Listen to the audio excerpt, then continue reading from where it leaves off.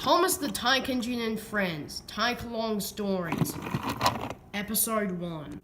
Recently, Tidner Sheds had been renovated, so it was further above the ground, and there was a new crane, whose name was not decided yet. There was also a lot more track, with a line going down the dock's branch line. The Fat Controller needed 2 engines to shunt around the yard, so that the other engines could take away their trucks and coaches on long journeys. In the end, he picked 2 engines, Molly and Fergus. Soon his car pulled up. "You two," he said, "will be shunting trucks around the sheds." And the 2 engines set to work at once.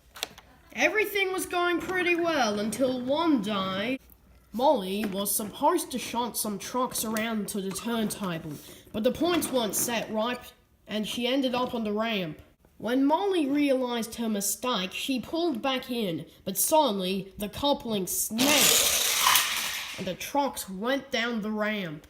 "Pay more attention to the points," said Fergus, pulling up. "Do it right." Molly, who was a very shy and easily offended engine, felt hurt by what Fergus had said. "Yes, I will next time," she said sadly, and she went back to her shed. That night, Molly sat in the sheds, thinking about what Fergus had said. Doc could see that she was sad, so he asked her what was wrong. Molly didn't say anything.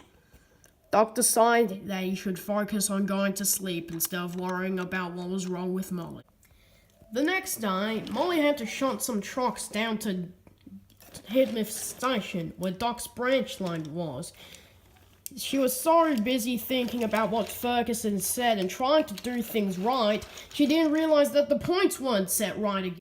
Towards the end of the slope, there was a set of points. One of them didn't lead to anywhere because the track hadn't completely been finished yet. Suddenly, Molly put on her brakes. On, yelled the trucks.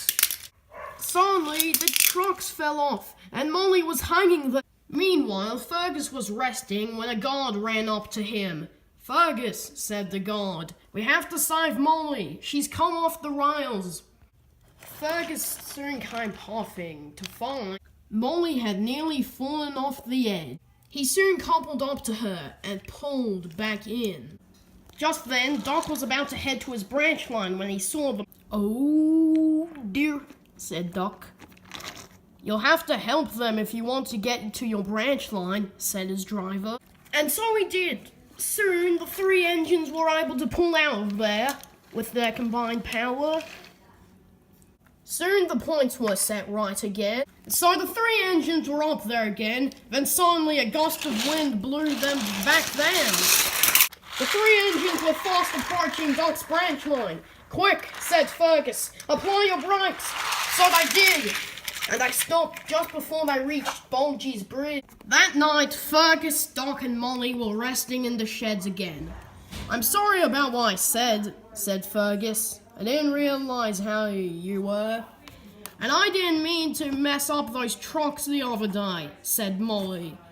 "Well, that's all right then," said Doc.